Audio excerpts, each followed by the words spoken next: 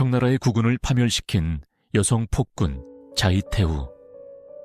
마지막 황제 푸이가 퇴위하며 수세기 동안 중화 대륙에 이어져 온 찬란했던 봉건 왕조의 종지부를 찍은 지 어느덧 100년이 넘는 세월이 흘렀습니다.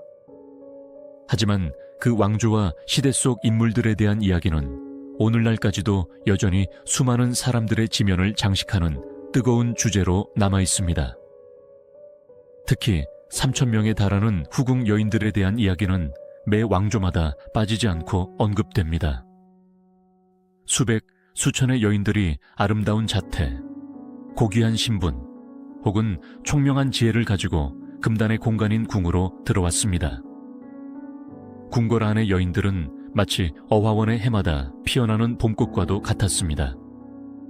한 겹 한 겹 끝없이 피어나 한 무리가 지고 나면 또 다른 무리가 그 자리를 채웠습니다. 그러나 100년이 지난 후에도 사람들의 기억에 남을 만큼 독보적인 존재는 그리 많지 않습니다. 그 중에서도 단연 돋보이는 2명의 여인이 있습니다. 첫 번째는 당 고종 이치의 황후이자 무미랑으로도 알려진 측천무후이며, 두 번째는 한풍제의 후궁이었던 자이태후입니다. 자이태후는 측천무후와는 다른 길을 걸었습니다. 그녀는 황제의 자리인 용좌가 아닌 황태후나 황후의 자리인 봉위를 선택했습니다. 측천무후처럼 스스로 황제를 칭하며 구호지존의 자리에 오르지는 않았던 것입니다. 어떤 방식을 선택했든 오늘날 자이태후가 남긴 영향력과 그녀의 얽힌 이야기들은 후대 사람들의 입에 끊임없이 오르내리고 있습니다. 세상 사람들이 자이태후를 언급할 때 사용하는 몇 가지 핵심 단어들이 있습니다. 첫째는 재색, 둘째는 잔혹함, 셋째는 전횡, 그리고 마지막은 황금입니다. 오늘 우리는 중국의 역사를 함께 탐구하며 후궁의 작은 여인이었던 그녀가 어떻게 100년간 이어져 온 대청 제국의 기반을 송두리째 무너뜨릴 수 있었는지 알아보고자 합니다. 1835년 11월 29일 훗날 자이태후로 알려지게 될 소녀 예허나라 행정이 태어났습니다. 그녀의 아명은 나나, 즉 난초라는 뜻이었습니다. 그녀의 가문인 예허나라 씨는 한때 강력한 부족이었지만 청나라에 복속된 이후에는 그저 수많은 만주족 8기 가문 중 하나일 뿐이었습니다. 그녀의 아버지 해징은 여러 지방을 떠도는 중간급 관리에 불과했기에 그녀의 어린 시절은 그리 유복하지도 안정적이지도 않았습니다.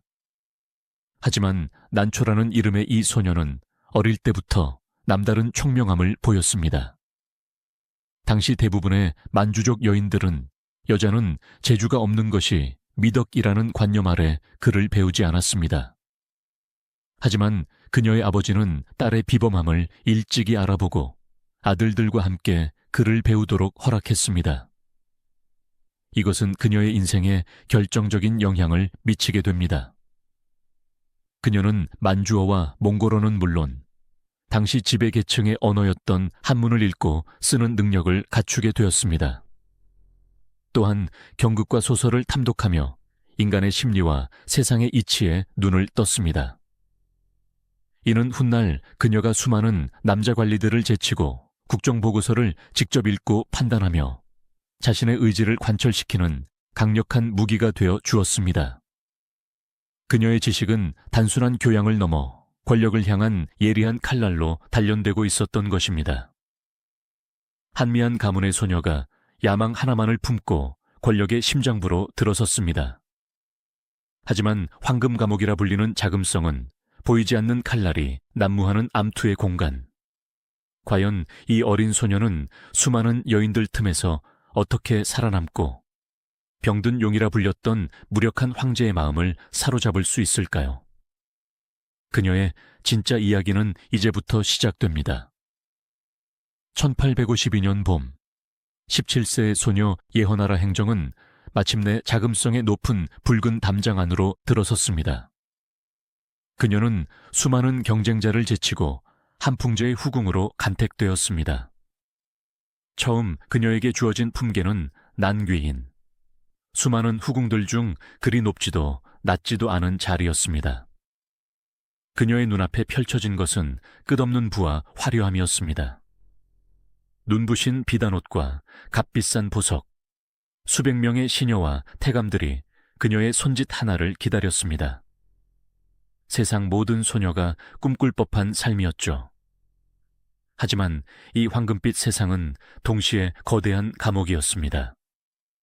일단 궁에 들어온 여인은 황제가 죽지 않는 한 혹은 특별한 허락 없이는 평생 담장 밖으로 나갈 수 없었습니다. 그녀들의 유일한 존재 이유는 단 한 남자, 황제의 총애를 얻어 후사를 잇는 것이었습니다. 수백, 어쩌면 수천 명에 이르는 여인들이 보이지 않는 전쟁을 벌이는 곳. 오늘의 총애가 내일의 질투를 낳고 사소한 말 한마디가 목숨을 앗아갈 수 있는 살얼음판 같은 세상이었습니다. 대부분의 후궁들은 황제의 얼굴 한번 제대로 보지 못한 채 끝없는 기다림과 권태 속에서 젊음을 소진하고 잊혀갔습니다. 이 황금 감옥의 주인이자 모든 여인들이 갈망했던 단 한 사람. 당시 청나라의 황제였던 한풍제는 어떤 인물이었을까요? 그는 유약하고 우유부단한 성격의 소유자였습니다. 부왕이었던 도광제는 그를 후계자로 삼으며 너는 어질지만 나약하고 너의 동생은 유능하지만 성정이 과격하다고 평했다고 합니다. 그의 예견대로 한풍제는 제국이 마주한 거대한 위기를 감당하기에는 너무나도 연약한 군주였습니다.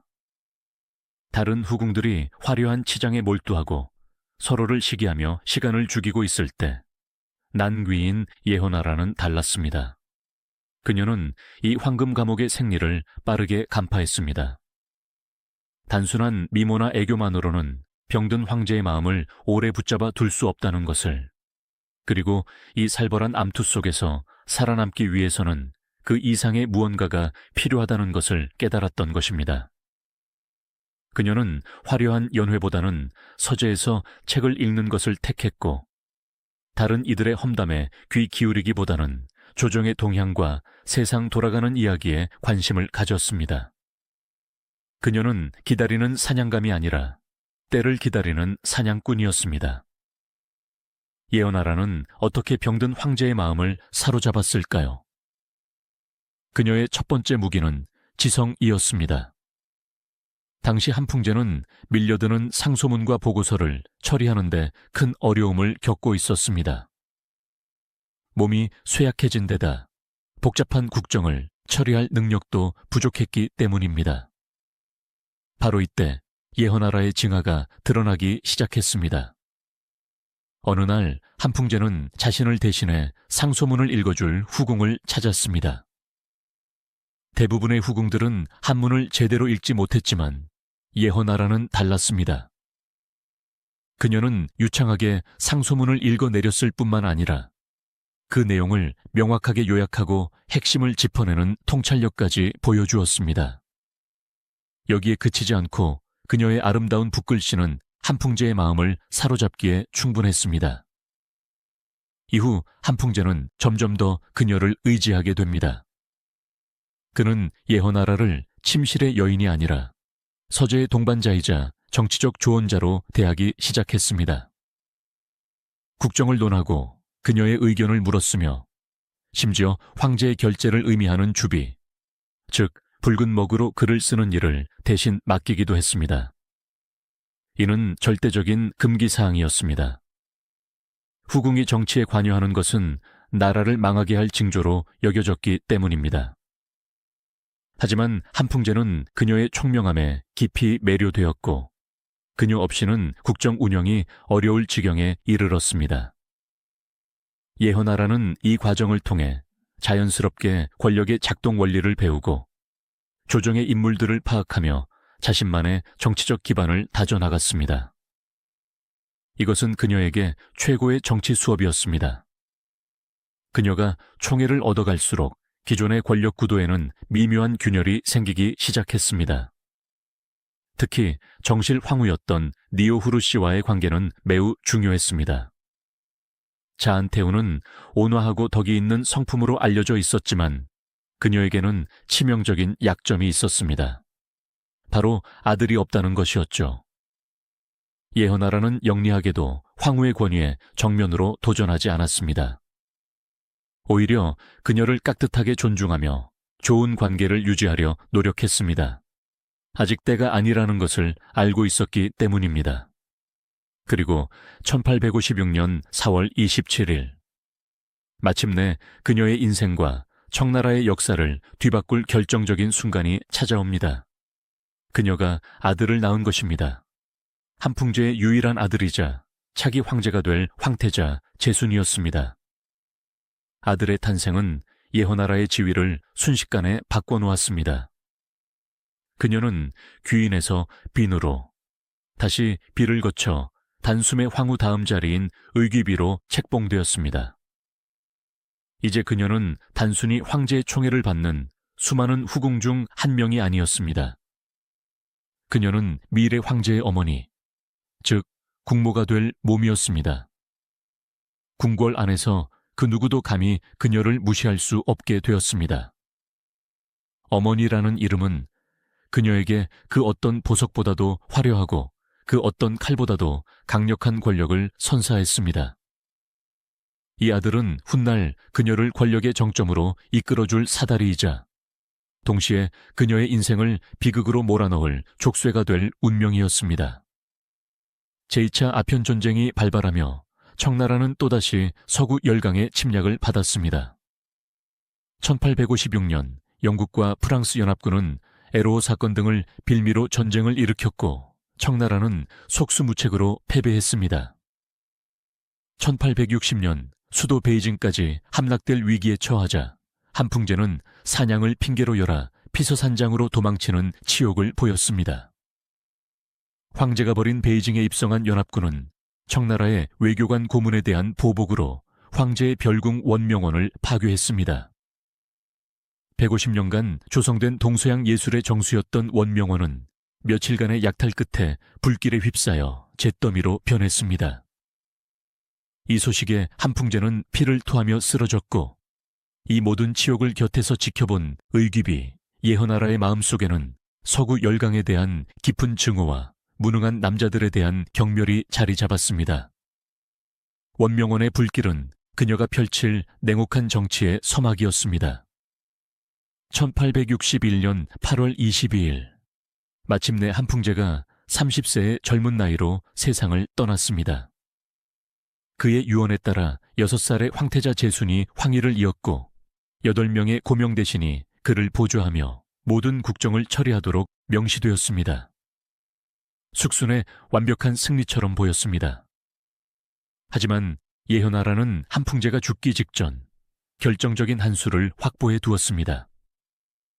그녀는 황제를 설득하여 황제의 권위를 상징하는 2개의 옥사에, 즉 어상과 동도당을 각각 황후와 자신에게 하나씩 하사받았던 것입니다. 앞으로 황제의 이름으로 발표되는 모든 칙령에는 8명의 대신들의 서명뿐만 아니라 이 2 옥사의 날인이 반드시 필요했습니다.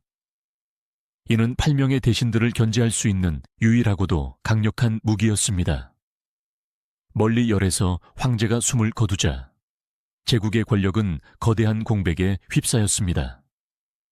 한쪽에는 황제의 유언을 등에 업은 8명의 고명 대신들이, 다른 한쪽에는 어린 황제와 2 여인, 그리고 멀리 베이징에 있는 황제의 동생이 있습니다. 한 번의 실수가 곧 죽음으로 이어지는 위험한 도박. 과연 누가 먼저 수도 베이징을 장악하고 제국의 운명을 손에 쥘 것인가? 피비린내 나는 권력투쟁의 막이 오릅니다. 1861년 늦여름, 열아피서산장은 죽은 황제의 영혼과 살아있는 자들의 야망이 뒤엉켜 새우산한 기운을 내뿜고 있었습니다. 황제의 관은 아직 베이징으로 돌아가지 못했고 그 거대한 관의 이동 경로를 둘러싸고 보이지 않는 전쟁이 시작되었습니다. 이는 단순히 장례 절차에 대한 논의가 아니었습니다. 누가 먼저 수도 베이징에 도착하여 정치적 주도권을 잡느냐를 결정하는 운명을 건 시간이었습니다. 고명 대신 숙순의 계획은 치밀했습니다. 그는 황제의 관이 가장 존엄한 방식으로, 그러나 가장 느린 속도로 육로를 통해 운구되어야 한다고 주장했습니다. 수만 명의 인력을 동원하여 길을 닦고 장엄한 장례 행렬을 꾸미는 데에는 수십 일이 걸릴 터였습니다. 이는 표면적으로는 죽은 황제에 대한 예의를 다하는 것처럼 보였지만 그 속내는 달랐습니다. 그가 시간을 끄는 진짜 이유는 베이징에 있는 가장 위협적인 정적, 공친왕 혁흔을 견제하기 위함이었습니다. 공친왕이 군사적 기반을 다지기 전에 자신이 먼저 어린 황제를 손에 쥐고 모든 권력을 장악하겠다는 계산이었죠. 숙수는 치명적인 오만을 범했습니다. 그는 두 여인 자안과 자희를 정치적으로 무능한 존재로 얕잡아 보고 있었습니다. 그는 두 태우와 어린 황제를 자신의 통제에 두고 자신은 황제의 관을 호위하며 위험을 과시하는 길을 택했습니다. 이는 결과적으로 자신의 군대를 분산시키고 두 태후에게 방역의 시간을 벌어주는 최악의 실수가 되었습니다. 반면 자이태후의 생각은 달랐습니다.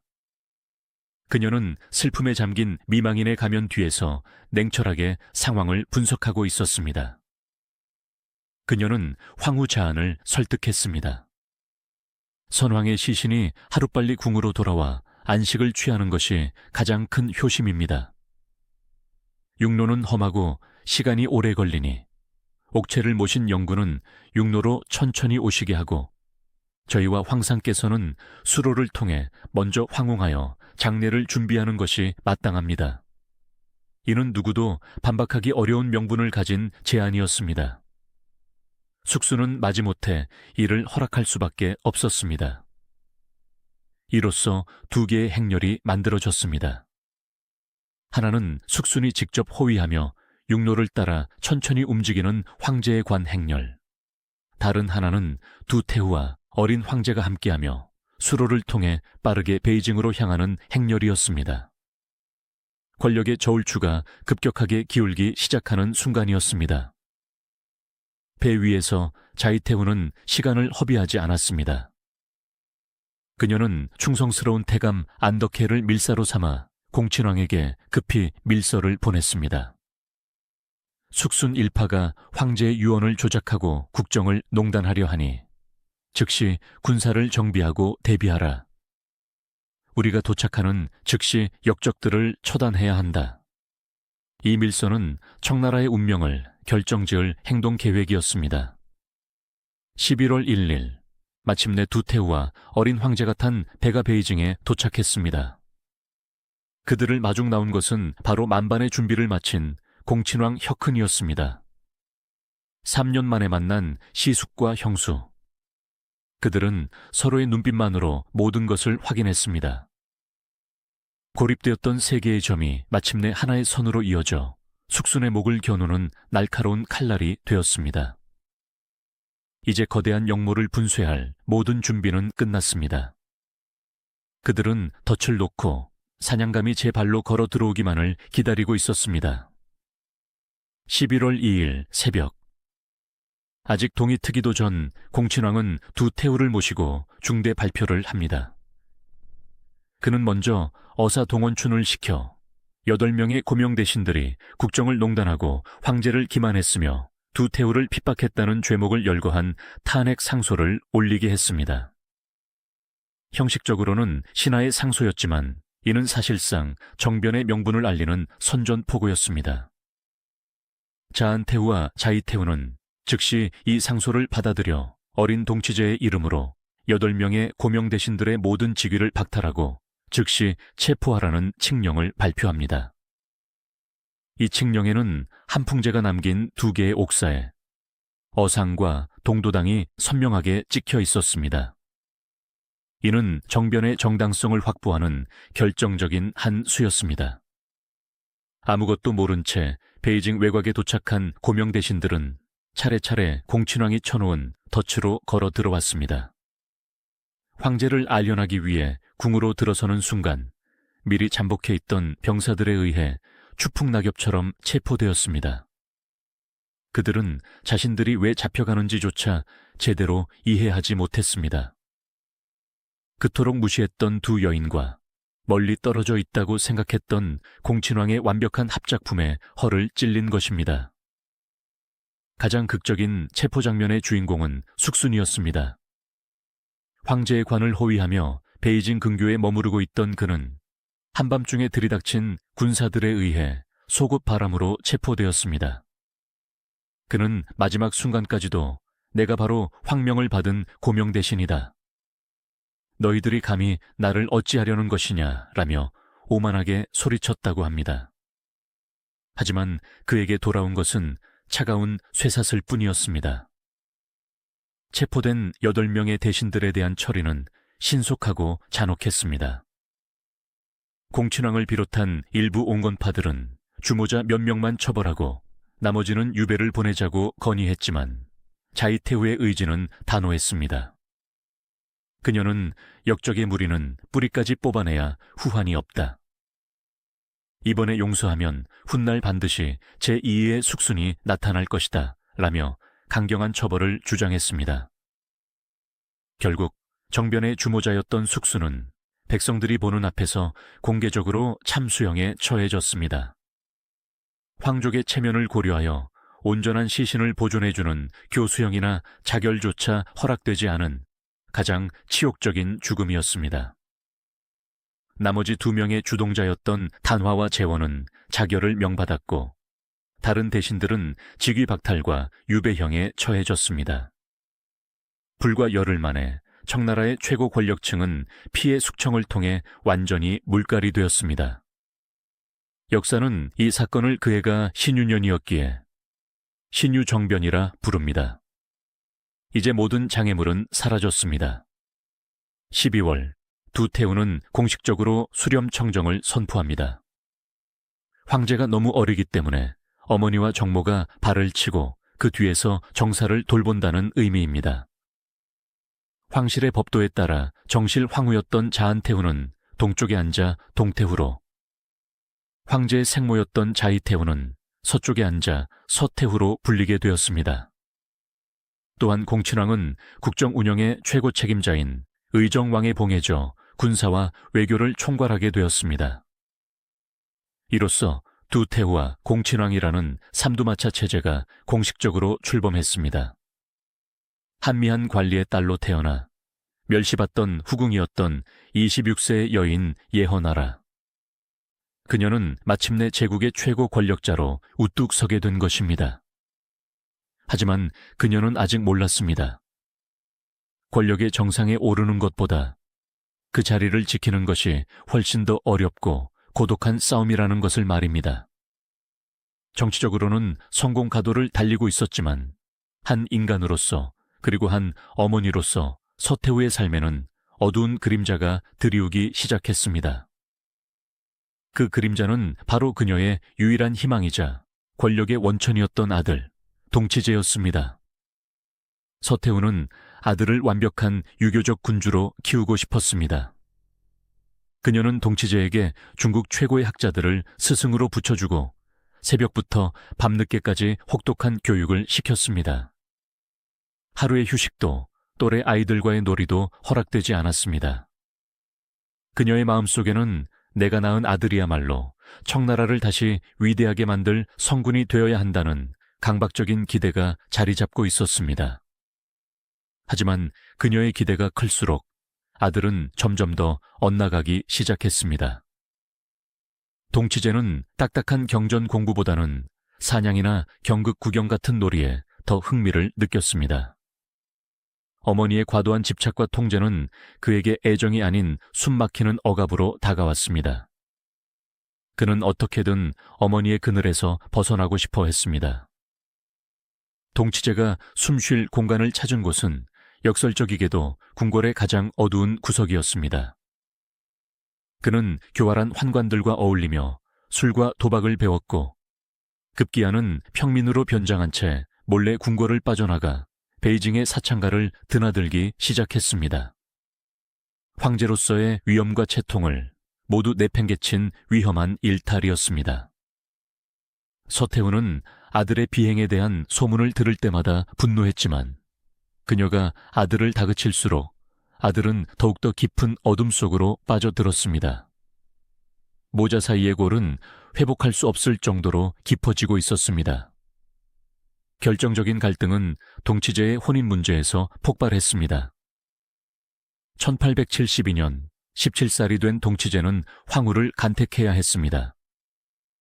서태후는 자신의 권력 유지에 도움이 될 부유하고 유순한 성격의 아루터 씨를 며느리감으로 밀었지만 동치제는 지적이고 강직한 성품의 효철의 황후를 황후로 선택했습니다.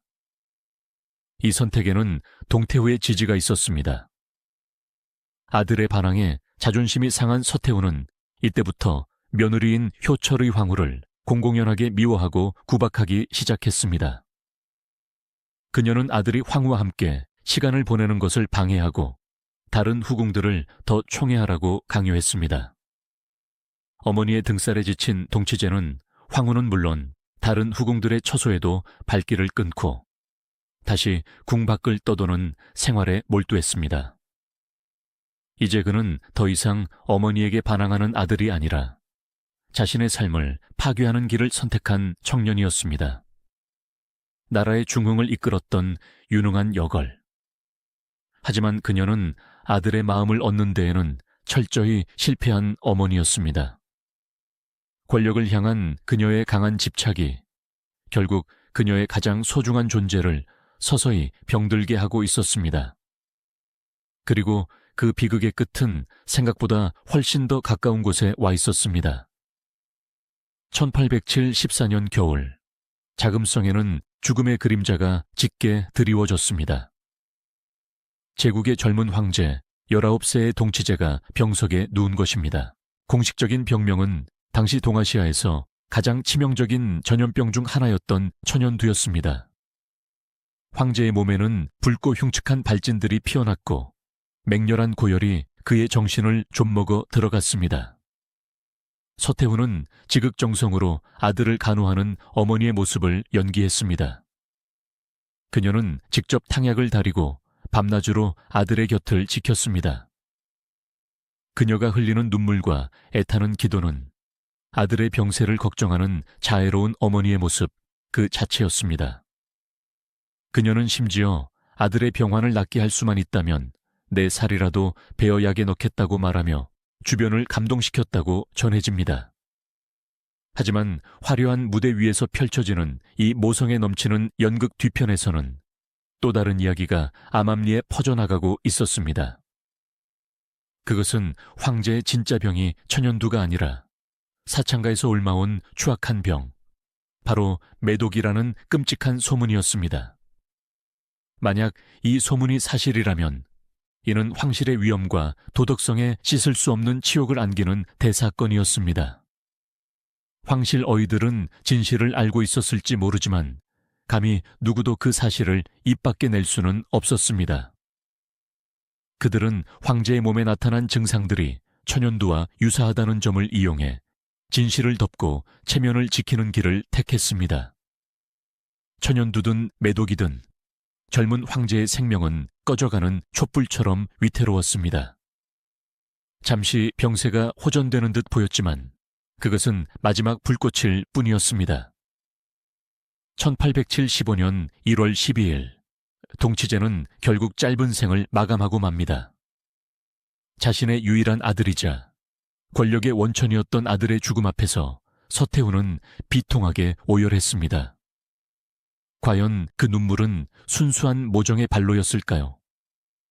아니면 자신의 수렴 청정이 끝나고 이제 막 친정을 시작하려던 아들이 사라진 것에 대한 안도감과 앞으로 닥쳐올 권력 공백에 대한 복잡한 계산이 뒤섞인 눈물이었을까요? 분명한 것은 슬퍼하는 어머니의 얼굴 뒤에서 냉혹한 정치가의 두뇌는 이미 다음 수를 계산하고 있었다는 점입니다. 아들의 죽음은 그녀에게 비극인 동시에 새로운 기회이기도 했습니다. 아들이 후사를 남기지 않고 죽었기 때문에 다음 황제를 누구로 세우느냐에 따라 그녀의 정치적 운명이 결정될 터였습니다. 그녀의 슬픔은 결코 길지 않았습니다. 동치제의 죽음이 몰고 온 비극은 여기서 끝나지 않았습니다. 황제가 세상을 떠난 지 불과 70여 일 뒤, 자금성에서는 또 하나의 의문의 죽음이 발생합니다. 바로 동치제의 정실 황후이자 서태후의 며느리였던 효철의 황후 아루터 씨의 죽음이었습니다. 효철의 황후는 몽골 정남기 출신의 명문가 출신으로 학식과 덕망이 높은 여인이었습니다. 그녀는 서태후가 아니라 동치제 자신이 직접 선택한 황후였으며 시어머니의 끝없는 구박과 남편의 방탕 속에서도 꿋꿋하게 황후의 자리를 지켰습니다. 야사에 따르면 동치제가 병상에 누워있을 때 효철의 황후가 몰래 찾아가 황상께서 쾌차하시면 저희가 더 이상 태후의 간섭을 받지 않도록 제가 힘이 되어 드리겠습니다 라고 위로했다고 합니다. 하지만 이 대화를 병풍 뒤에 숨어있던 서태후가 모두 엿들었고 이때부터 며느리에 대한 증오심이 극에 달했다는 이야기도 전해집니다. 황제가 죽자 20살 남짓의 젊은 황후는 순식간에 낙동강 오리알 신세가 되었습니다. 공식적인 기록에 따르면 그녀는 남편을 잃은 슬픔을 이기지 못해 식음을 전폐하고 곡기를 끊어 결국 남편의 뒤를 따라 스스로 목숨을 끊었다고 되어 있습니다. 유교적 가치관에서 이는 남편에 대한 지극한 정절을 보여주는 열녀의 행위로 칭송받았습니다. 하지만 여기에도 어두운 의혹이 존재합니다. 과연 그녀의 죽음이 순수한 자결이었을까요? 당시 효철의 황후는 임신 중이었을 가능성이 제기되었습니다. 만약 그녀가 아들을 낳는다면 그 아들은 자동으로 다음 황제가 될 것이고 그녀는 황태후가 되어 새로운 수렴청정의 주인공이 될 수 있었습니다. 이는 서태후의 정치적 야망에 가장 큰 걸림돌이 되는 시나리오였습니다. 이 때문에 민간에서는 서태후가 며느리에게 죽어서 남편을 따르는 것이 현명한 아내의 도리라며 자결을 강요했거나 심지어는 음식을 주지 않고 굶겨 죽였다는 끔찍한 소문이 파다했습니다.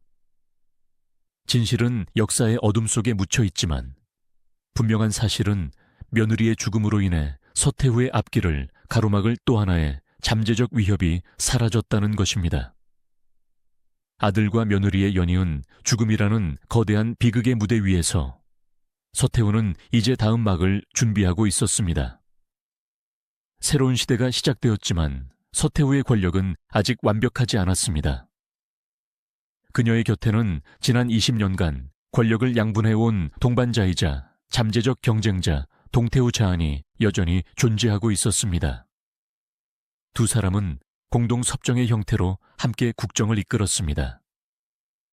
동태후는 정치에 큰 욕심이 없는 온화한 성품이었지만 그녀는 한풍제의 정실 황후로서 서태후가 갖지 못한 절대적인 정통성과 도덕적 권위를 가지고 있었습니다. 서태후가 아무리 강력한 권력을 휘둘러도 최종적인 결정이나 중요한 사안에 있어서는 동태후의 동의를 구해야만 했습니다. 실제로 서태후가 총애하던 환관 안덕회가 월권을 행사하며 백성들을 괴롭히자 동태후는 단호하게 그를 처형하라고 명령하여 서태후의 길을 꺾은 적도 있었습니다. 동태후는 서태후의 독주를 막을 수 있는 유일하고도 마지막 브레이크였던 셈입니다. 그런데 1881년 4월 8일 청나라 전체를 충격에 빠뜨리는 사건이 발생합니다. 그날 아침까지만 해도 건강하게 정사를 돌보던 동태후가 저녁에 갑자기 쓰러져 몇 시간 만에 급사한 것입니다. 당시 그녀의 나이 45세. 공식적인 사인은 급성 뇌졸중으로 발표되었습니다. 하지만 평소 지병도 없이 건강했던 그녀의 갑작스러운 죽음을 두고 궁궐 안팎에서는 서태후 독살설이 흉흉하게 퍼져나갔습니다. 이 의혹에 불을 지핀 것은 한 가지 전설 같은 이야기였습니다. 야사에 따르면 한풍제는 임종 직전 서태후의 야심을 경계하여 동태후에게만 비밀 밀지를 하나 남겼다고 합니다. 그 밀지에는 훗날 의귀비가 아들을 등에 업고 분수를 넘어 국정을 농단하려거든 이 밀지를 근거로 즉시 그녀를 처단하라는 내용이 적혀 있었다는 것입니다. 동태우는 이 밀지를 황실의 비상 상황을 대비한 최후의 카드로 간직하고 있었습니다. 어느 날 서태후가 큰 병에 걸려 죽게 되었다는 소문이 돌자 마음 약한 동태후는 서태후를 찾아가 위로하며 이 비밀 밀지의 존재를 알려주고 이제는 우리 사이에 아무런 거리낌이 없으니 안심하라는 뜻으로 그녀가 보는 앞에서 밀지를 불태워 버렸다고 합니다. 그런데 기적적으로 병석에서 일어난 서태후는 자신의 가장 큰 약점이 사라졌다는 것을 확인하자마자 동태후가 보내온 떡에 독을 타 그녀를 살해했다는 것이 독살설의 주된 내용입니다. 이 이야기는 정사에 기록된 사실은 아닙니다. 하지만 당시 사람들이 서태후를 얼마나 두렵고 의심스러운 존재로 여겼는지를 잘 보여주는 일화입니다. 진실이 무엇이든 분명한 사실은 단 하나입니다. 그녀의 마지막 경쟁자였던 동태후의 죽음으로 서태후를 막을 수 있는 제국의 마지막 안전장치는 완전히 사라져버렸습니다. 이제 하늘 아래 그녀의 권력에 도전할 자는 아무도 없었습니다. 그녀는 명실상부한 청나라의 유일한 지배자, 그림자 여제가 되었습니다.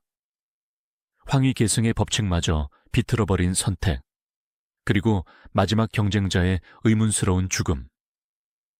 이제 자이태우는 그 누구의 견제도 받지 않는 제국의 유일한 지배자로 우뚝 섰습니다.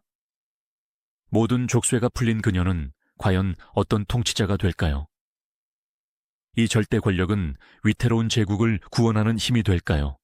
아니면 파멸로 이끄는 독이 될까요? 그림자 여제의 시대가 본격적으로 시작됩니다.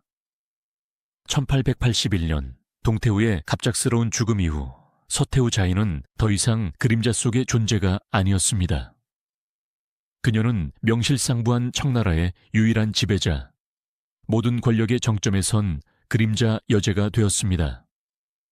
어린 광서제는 아직 9살에 불과했고 공친왕 혁흔을 비롯한 모든 대신들은 그녀의 강력한 리더십 아래 놓였습니다. 이제 그녀는 그 누구의 견제도, 그 어떤 법도도 초월한 존재가 된 것입니다. 이 시기 서태후는 제국을 안정시키고 중흥을 이끌었던 동치중흥의 경험을 바탕으로 더욱 과감한 통치력을 보여주었습니다. 그녀는 능력 있는 관리들을 중용하고 무능하거나 부패한 관리들을 가차없이 숙청했습니다. 그녀의 판단은 종종 빠르고 정확했으며 국가의 주요 사안에 대해 직접 지시를 내리며 황제 이상의 권한을 행사했습니다. 서태후는 황제의 어명을 내릴 때마다 자신의 옥새와 함께 광서제의 옥새를 나란히 사용했습니다. 이는 형식적으로는 황제와 함께 국정을 운영하는 것처럼 보였지만 실상은 그녀가 모든 결정권을 쥐고 있다는 것을 상징적으로 보여주는 행위였습니다. 그러나 권력이 집중될수록 그녀의 성격은 더욱 독단적이고 잔혹해져 갔습니다.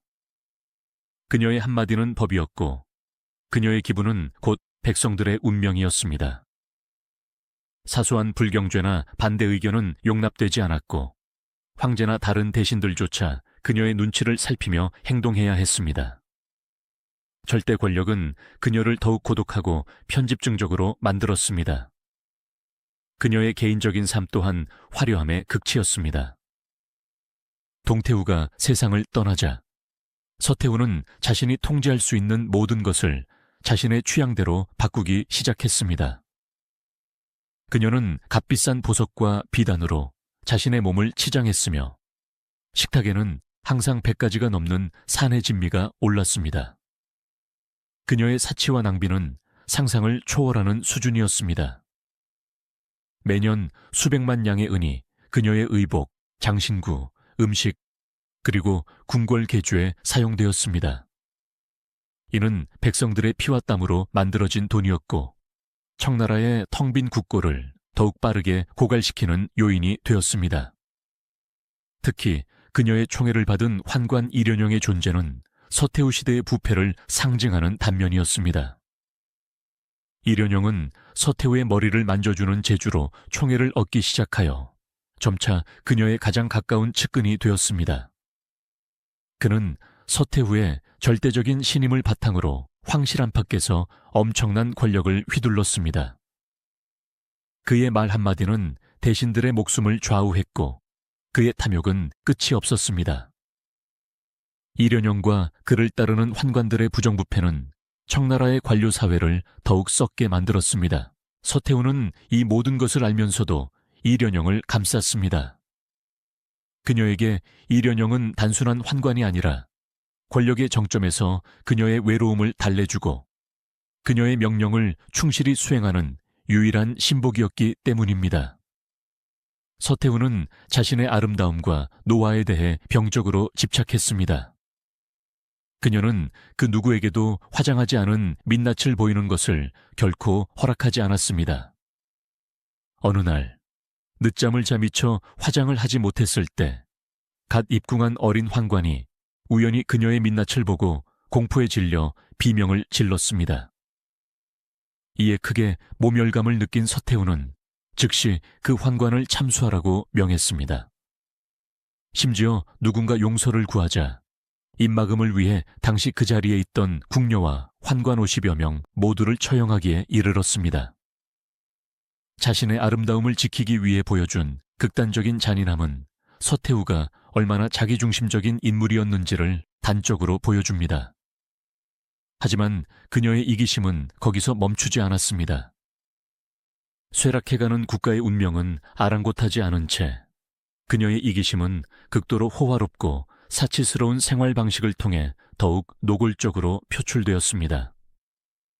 서태후의 식사에는 과시를 위해 매번 100가지가 넘는 요리가 올랐습니다. 그녀는 늘 독살 위협에 시달렸기 때문에 자신이 어떤 음식을 좋아하는지 아무도 모르게 하려는 의도도 있었습니다. 이처럼 수많은 요리를 차리는 것은 자기 자신을 보호하기 위한 방법이기도 했습니다. 국고가 바닥나고 백성들이 굶주림에 허덕이는 상황에도 불구하고 그녀는 매년 의복, 장신구, 음식에 수백만 양의 은을 쏟아부으며 사치스러운 생활을 멈추지 않았습니다. 하지만 그녀가 그 안에서 화려한 꿈을 꾸고 있을 때 바다에서는 청나라의 미래를 송두리째 뒤흔들 비극이 서서히 다가오고 있었습니다. 1894년 동아시아의 패권을 놓고 청나라와 신흥강국 일본 사이에 전쟁의 불꽃이 튀었습니다. 바로 청일전쟁이었습니다. 일본은 서구 문물을 적극적으로 받아들여 메이지 유신을 통해 근대화를 이룩한 반면 청나라는 여전히 중체서용이라는 한계 속에서 답보 상태였습니다. 전쟁의 명분은 조선에 대한 종주권 다툼이었지만 본질은 낡은 제국과 새로운 제국의 정면 충돌이었습니다. 결과는 다시 한번 참담했습니다. 서태후가 막대한 예산을 투자했던 북양함대는 일본 해군에게 완패했습니다. 특히 황해해전에서는 청나라의 주력함들이 무기력하게 침몰했습니다. 육군 또한 일본군에게 연전연패를 거듭했습니다. 겉으로는 강해 보였던 청나라의 군사력은 실제로는 서양 기술을 어설프게 모방한 껍데기에 불과했다는 사실이 만천에 드러났습니다. 양무운동의 한계가 명확하게 노출된 순간이었습니다. 이화원의 호수 위에서 영원히 침몰하지 않을 돌배를 꿈꿨던 서태후. 하지만 그녀의 꿈과 달리 제국의 바다는 거대한 파도 속에서 산산조각 나고 있었습니다. 이 패배는 단순한 군사적 실패가 아니었습니다. 동아시아 질서의 중심이었던 청나라의 지위가 일본에게 넘어가고 제국이 멸망의 길로 더욱 깊이 들어서는 치명적인 전환점이었습니다. 청일전쟁의 뼈아픈 패배는 청나라의 지식인들과 젊은 세대에게 엄청난 충격을 안겨주었습니다. 그들은 이제 중체서용이라는 어설픈 개혁으로는 나라를 구할 수 없다는 것을 깨달았습니다. 서양의 과학기술뿐만 아니라 그들의 정치 제도와 사상까지도 근본적으로 받아들여야만 제국을 살릴 수 있다는 절박함이 피어났습니다. 그리고 이 절박함을 가장 크게 느꼈던 인물이 바로 서태후의 조카이자 양아들 광서제였습니다. 어린 나이에 황제에 올라 서태후의 그늘 아래 살아야 했던 광서제는 서태후와 달리 서양의 학문과 제도에 깊은 관심을 가지고 있었습니다. 특히 그의 스승이었던 옹동화는 그에게 서양의 근대 문물을 가르쳤고, 이는 광서제가 개혁군주로서의 꿈을 키우는데 큰 영향을 미쳤습니다. 그는 일본이 메이지 유신을 통해 서구화를 이루고 청나라를 이긴 것을 보며 청나라 또한 근본적인 개혁을 해야 한다고 확신했습니다. 1898년 광서제는 강유위, 양계초 등 신진 개혁파 관료들을 대거 등용하여 대대적인 개혁을 선포합니다. 이것이 바로 무술변법 혹은 백일유신이라 불리는 103일간의 개혁운동입니다. 광서제는 과거 제도 개혁, 신식군대 창설, 서양식 학교 설립, 서양 학문 도입, 관료기구 축소 등 100여 가지가 넘는 파격적인 개혁 조치들을 쏟아냈습니다. 그는 제국의 모든 낡은 관습과 제도를 뜯어고쳐 청나라를 강력한 근대 국가로 만들고자 했습니다. 하지만 이 급진적인 개혁은 수십 년간 낡은 제도 속에서 기득권을 누려온 보수파 관료들의 거센 반발을 불러 일으켰습니다. 그들은 자신들의 기득권이 침해당하는 것을 두려워했고 서양 문물을 받아들이는 것에 대한 본질적인 거부감을 가지고 있었습니다. 그리고 그 보수파의 정점에는 바로 서태후가 있었습니다. 서태후에게 광서제의 개혁은 단순한 정책의 변화가 아니었습니다. 그것은 자신이 평생을 걸쳐 지켜온 만주족의 질서와 자신의 권위에 대한 정면 도전이었습니다. 광서제가 추진하는 개혁은 궁극적으로 황제에게 모든 권력을 집중시키고 태후의 섭정을 끝내는 것을 목표로 하고 있었기 때문입니다. 그녀는 개혁파들이 자신을 제거하려는 음모를 꾸민다고 확신했습니다. 결국 서태후는 행동에 나섭니다. 그녀는 궁원을 쥐고 있던 회군의 실력자 위안스카이를 자신의 편으로 끌어들이고 보수파 대신들과 함께 쿠데타를 모의합니다.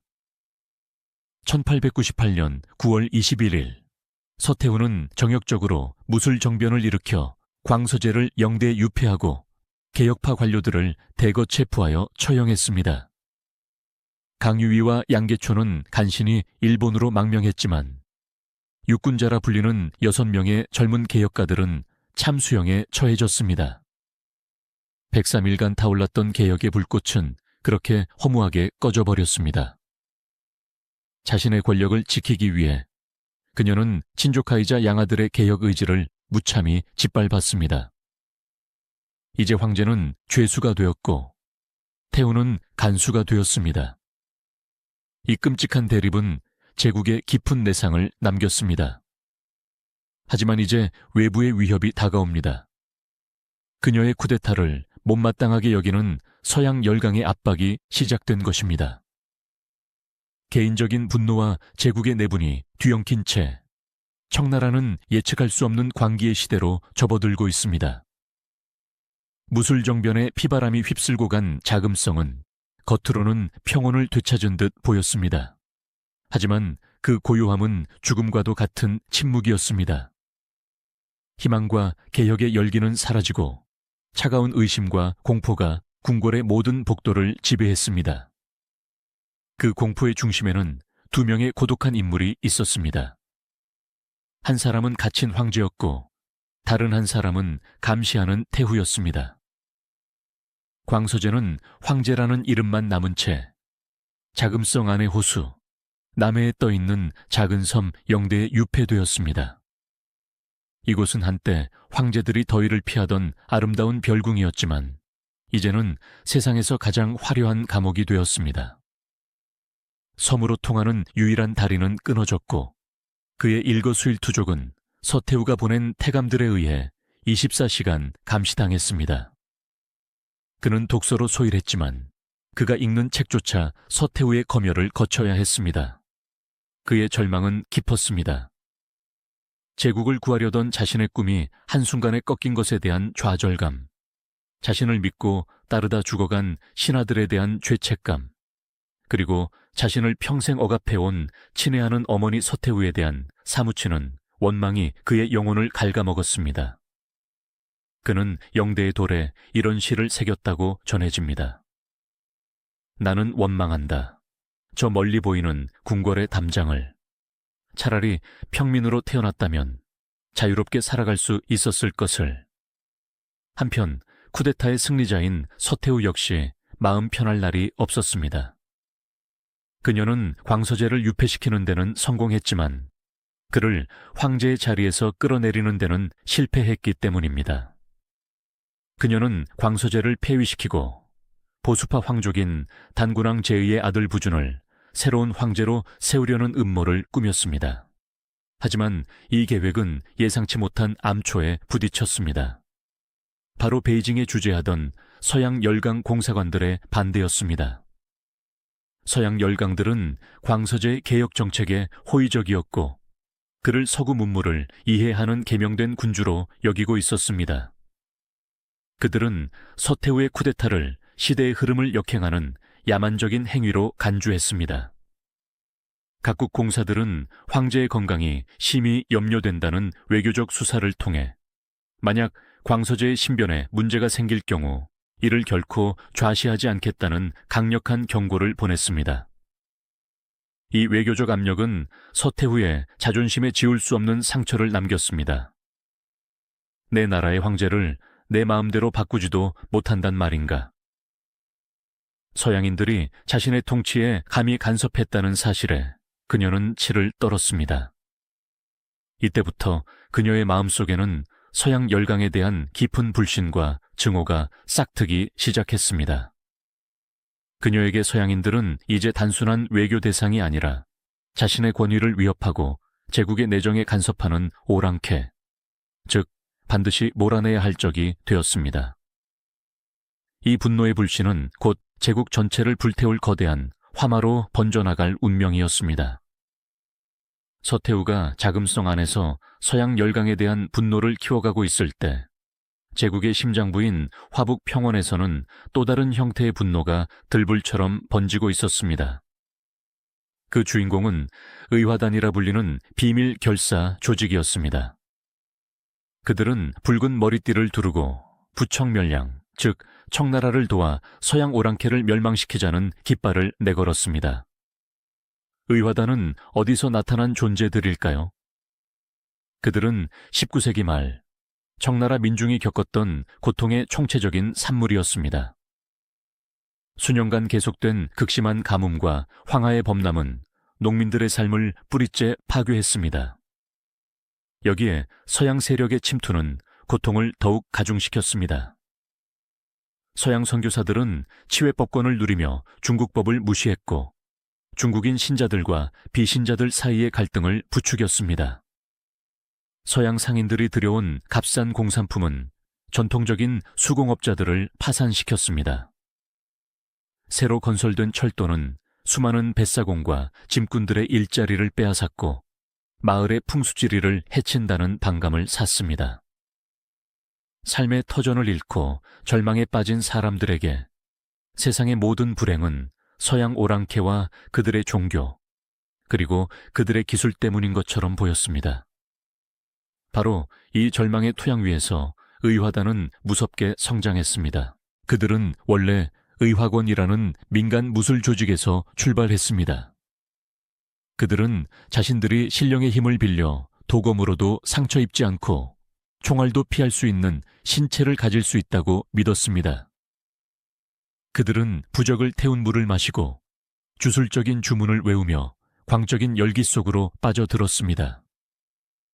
과학적으로는 터무니없는 미신이었지만 총칼 앞에서 아무런 저항수단이 없었던 민중들에게 이는 유일한 희망이자 심리적 무기였습니다.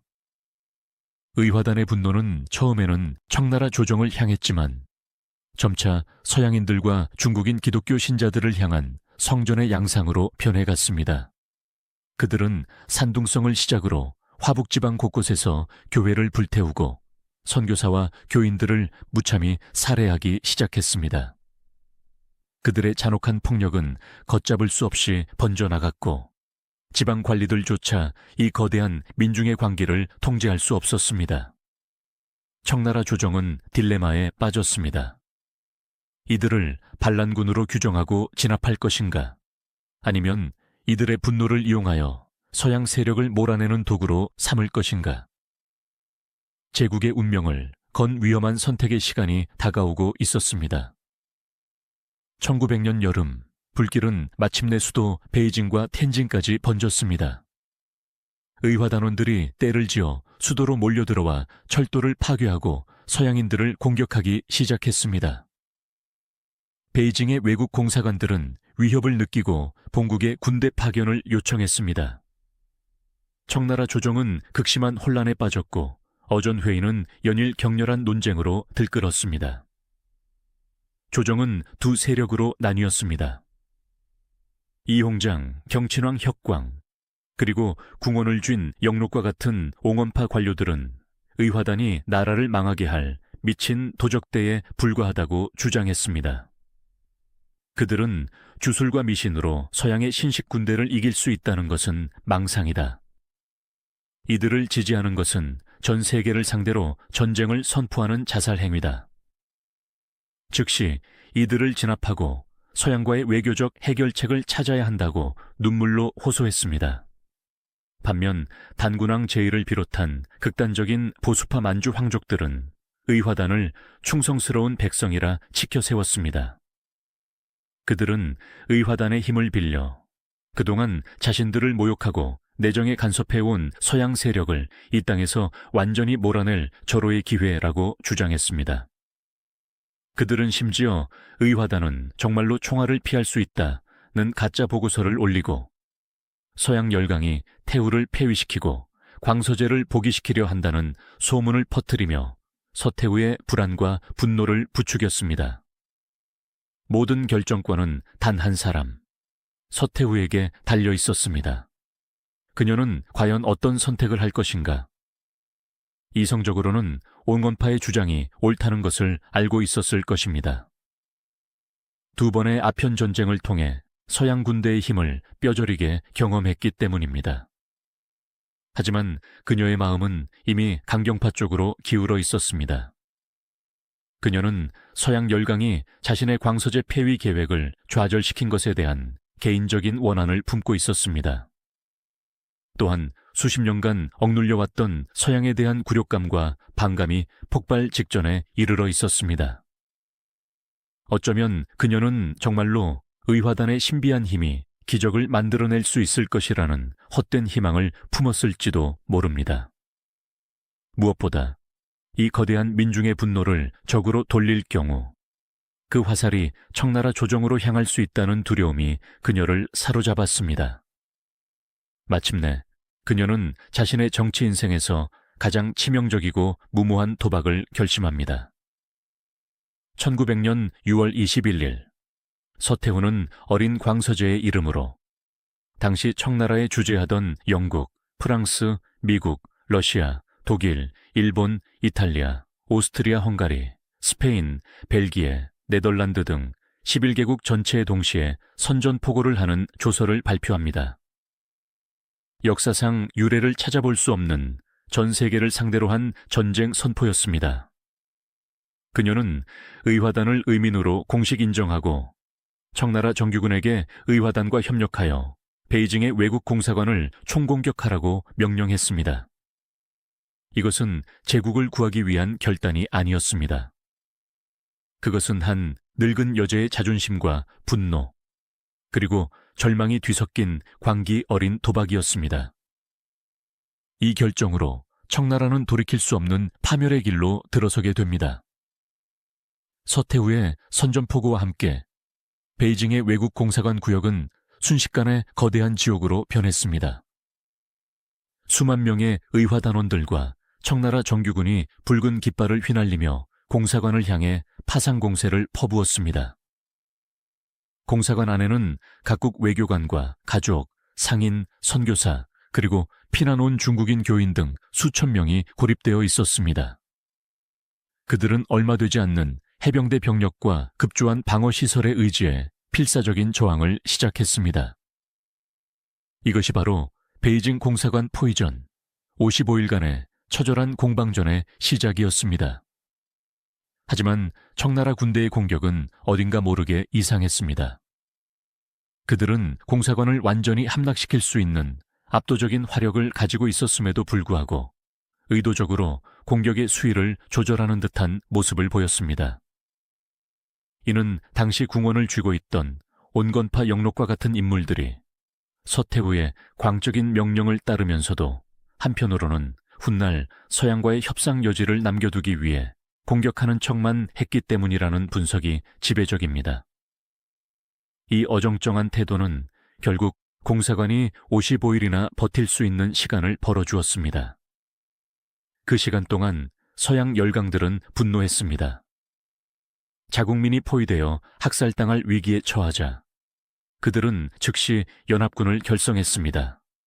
영국, 미국, 러시아, 일본, 프랑스, 독일, 이탈리아, 오스트리아, 헝가리 8개국으로 구성된 8개국 연합군이 텐진에 상륙하여 베이징을 향해 진격하기 시작했습니다. 의화단의 주술과 청나라 군대의 낡은 무기는 최신식 대포와 기관총으로 무장한 연합군에게 상대가 되지 못했습니다.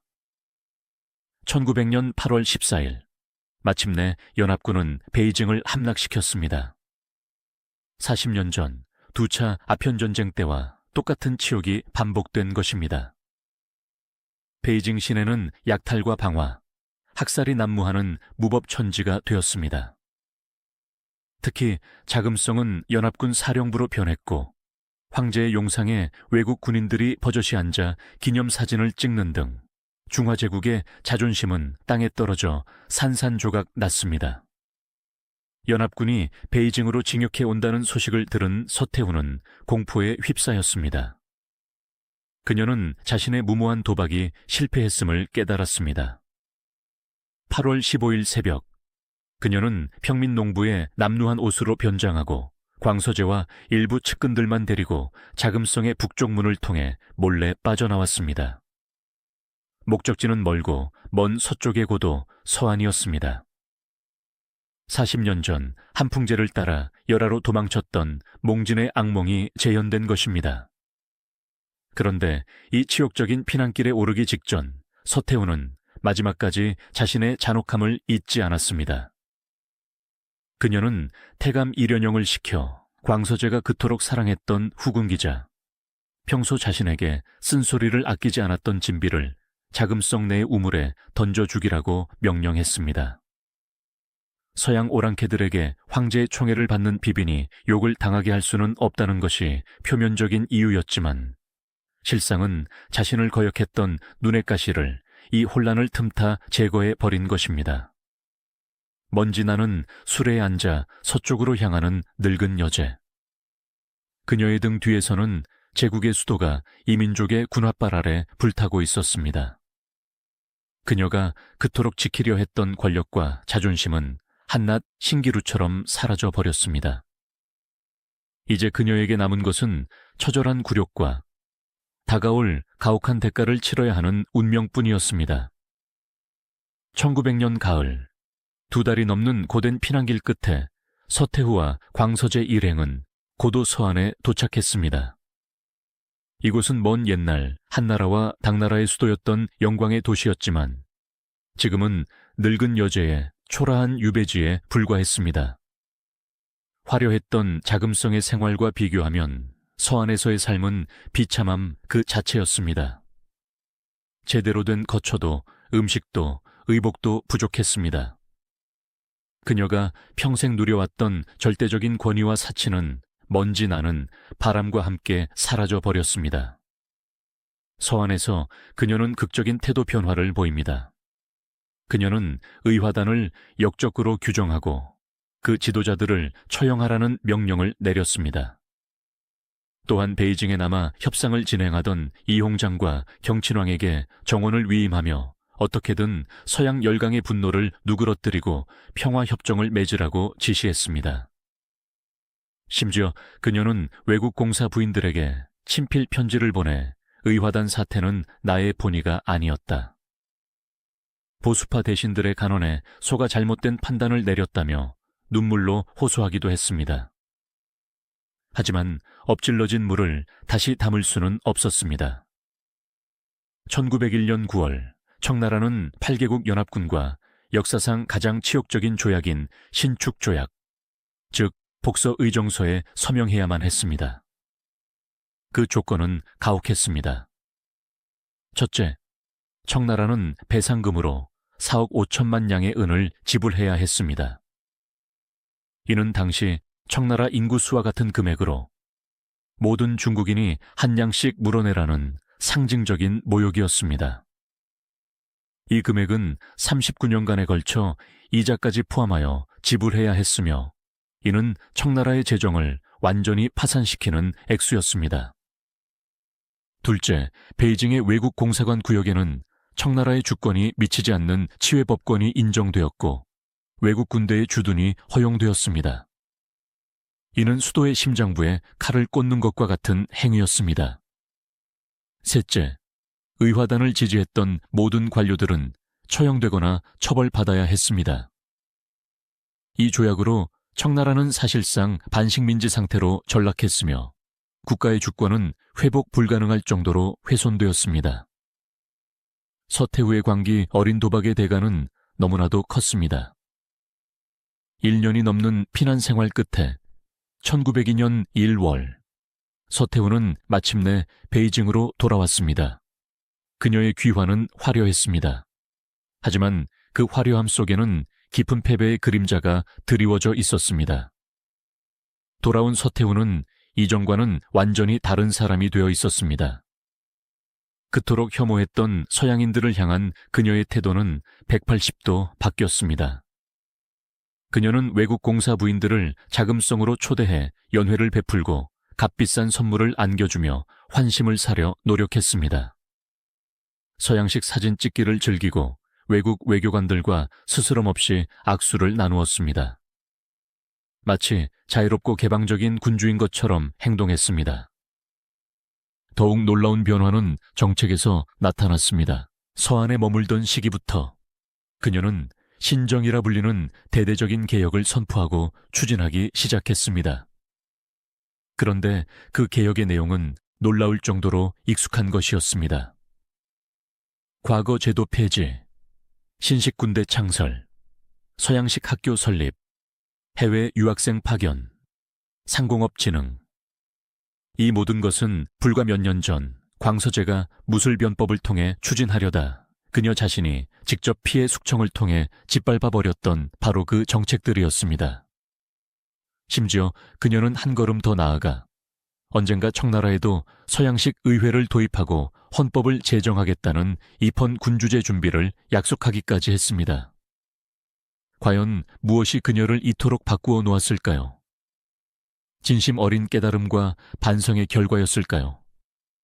아니면 의화단 사태로 땅에 떨어진 자신의 권위를 회복하고 성난 민심을 달래며 서구 열강의 비위를 맞추기 위한 고도의 정치적 쇼였을까요? 시간은 흘러 1908년 가을. 서태후는 73세의 고령이었습니다. 오랜 권력 투쟁과 파란만장한 삶은 그녀의 몸을 서서히 갉아먹고 있었습니다. 자신의 죽음이 머지않았음을 직감한 그녀의 마음속에는 마지막 불안감이 자리 잡고 있었습니다. 바로 영대에 갇혀있는 황제 광서제였습니다. 내가 죽고 나면 황제가 다시 권력을 잡고 내게 복수할 것이다. 내가 추진했던 모든 정책들을 뒤엎고 내가 등용했던 사람들을 모두 죽일 것이다. 이 두려움은 그녀를 밤낮으로 괴롭혔습니다. 광서제 역시 오랜 유폐 생활과 울화병으로 건강이 극도로 악화된 상태였습니다. 두 사람 중 누가 먼저 세상을 떠날 것인가? 이는 제국의 미래가 걸린 마지막 시간 싸움이었습니다. 그리고 마침내 역사는 가장 기이하고도 잔혹한 방식으로 이 싸움의 종지부를 찍습니다. 1908년 11월 14일 37세의 황제 광서제가 갑작스럽게 세상을 떠납니다. 그리고 바로 다음 날인 11월 15일, 마치 기다렸다는 듯이 서태후 역시 숨을 거둡니다. 이 너무나도 절묘한 죽음은 오랫동안 역사의 미스터리로 남아 있었습니다. 하지만 2008년 중국의 과학자들이 최첨단 기술을 이용해 광서제의 머리카락을 분석한 결과 충격적인 사실이 밝혀졌습니다.